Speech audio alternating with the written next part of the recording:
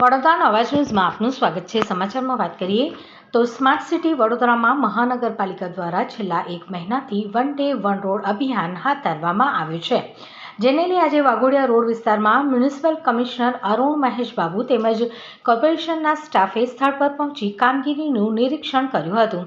આ અભિયાન હેઠળ રોડ પરના દબાણો દૂર કરવામાં આવ્યા હતા।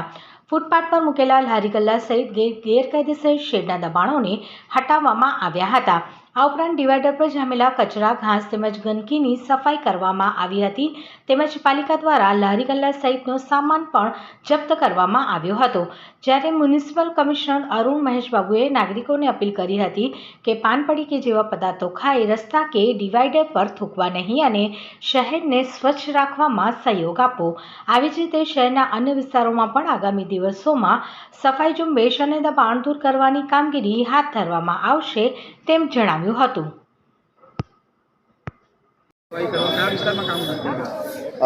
અમે લગભગ એક મહિનાથી અત્યારે વન ડે વન રોડનું ઝુંબેશ શરૂ કરી દેવામાં આવ્યું છે, જેમાં આખું રોડની સફાઈ, ડિવાઈડરનું ક્લિનિંગ, ડિવાઈડરમાં પાન પિચકારી મારેલા હોય એનું સાફ સફાઈ અને સાથે જે પણ રોડની માર્જિન ઉપર જે દબાણો છે એ પણ દૂર કરીને એક પોઝિટિવ મેસેજ આપવા માંગીએ છીએ।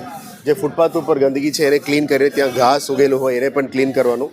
પબ્લિકને ચાલવા માટે છે ફૂટપાથ, દબાણ કરવા માટે નથી, એટલે ફૂટપાથને અમે કેવી રીતે ફરી ચાલુ કરીને દબાણ ફ્રી કરી શકાય એના ઉપર અત્યારે બહાર મૂકીએ છીએ।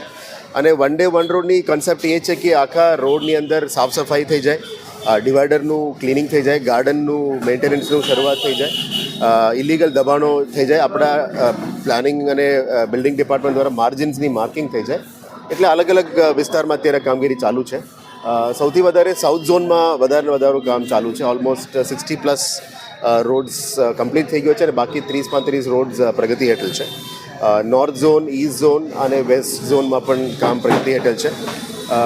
અમે એક પોઝિટિવ મેસેજ આપવા માંગીએ છીએ સિટીમાં કે સિટીને સ્વચ્છ બનાવવાની કામગીરીમાં વીએમસી તો અગ્રેસર તો રહેશે જ, સાથે પોલીસ ડિપાર્ટમેન્ટ આપણને સપોર્ટ આપીએ છીએ, પબ્લિકને પણ જોડવા માંગીએ છીએ, કારણ કે આ ઝુંબેશ સિટીને સ્વચ્છ કરવાનું ફક્ત મહાનગરપાલિકાનું અથવા પોલીસનું અથવા એવા રોલ નથી, પણ તમામ સામાજિક લોકો, આગેવાનો આગળ જોડે, જે તે સોસાયટીઝના લોકો પણ રેસ્પોન્સિબિલિટી લે સૌથી પહેલાં। અને અત્યાર સુધી બહુ સારું સપોર્ટ મળી રહ્યા છે।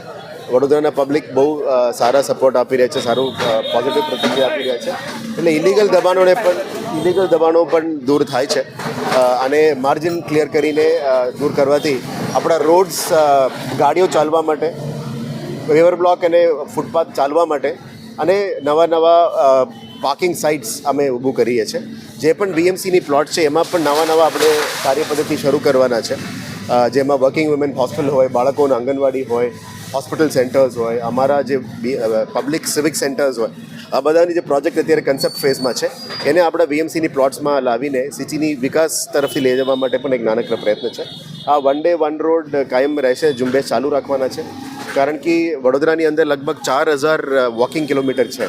આપણે જે શરૂ કર્યા છે લગભગ 67 to 100 રોડ્સ અમે અત્યારે પહોંચ્યા છે અલગ અલગ ઝોનમાં। એટલે એક રોડ કરવાથી ધીરે આ એક સ્વચ્છતાનું મેન્ટાલિટી પણ લાવવાની છે।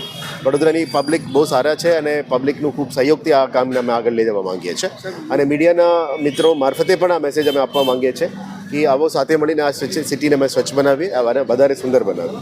સર, ફરી વખત દબાણ ન થાય તો પછી જે સફળતા મળી રહી છે, લોકોનો જે પ્રતિસાદ મળી રહ્યો છે, એ રીતે જોઈ રહ્યા છે। અમુક જગ્યામાં મને એવું પણ ફીડબેક આપણને મળી રહ્યા છે કે જે દબાણ દૂર થાય પછી 2 દિવસ પછી ફરી આવી જાય છે।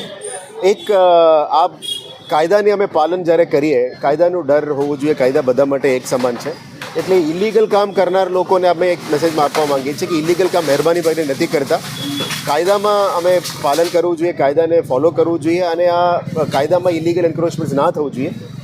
ફરી દબાણ થાય તો ફરી દૂર કરીશું, વારંવાર કરીશું અને એક મેન્ટાલિટી લાવીશું કે તમે જે પ્લોટ્સ નક્કી કર્યા છે પાર્કિંગ માટે ત્યાં પાર્કિંગ કરો, જે પ્લોટ્સ અમે ફૂડ ઝોન્સમાં, વેન્ડિંગ ઝોનમાં ડિક્લેર કરવાના છે ટાઉન વેન્ડિંગ કમિટી દ્વારા, ત્યાં અમે કામગીરી કરીશું। એટલે લોકોમાં પીવાનું ખાવાનું જે વિસ્તારો છે એક અલગ અલગ ઝોન્સમાં ડિક્લેર કરીને ત્યાં કરવાના છે અને વોકિંગમાં હોય તો એ પેવર બ્લોક ચાલવા માટે છે, ત્યાં પાર્કિંગ નથી કરતા। એટલે ધીરે પાર્કિંગ, સ્ટ્રીટ વેન્ડિંગ, દબાણ, આ બધો એક મેન્ટાલિટીને ચેન્જ લાવવાનો પ્રયત્ન છે। નાનકડો પ્રયત્ન છે મીડિયાના મિત્રો મારફતે અમે પબ્લિકને પણ જોડવા માંગીએ છીએ. આપ જોઈ શકો છો કે અમુક ઝોનમાં મશાલ રેલી પણ કાઢવામાં આવી છે. પબ્લિક જાતે જોડી રહ્યા છે. મોટા મોટા કમર્શિયલ એસ્ટાબ્લિશમેન્ટ લોકો જાતે આવીને જોડીને કહે છે કે ના અમે સ્વચ્છતા ઝુંબેશમાં અમે પણ જોડવા માંગીએ છીએ. એટલે આશા રાખીએ છીએ કે આવનારા દિવસોમાં વડોદરાની અંદર સ્વચ્છ બનાવવામાં પૂરું સહયોગ મળે અને આ સિટીને વધારે અમે સુંદર બનાવી શકીએ. Thank you.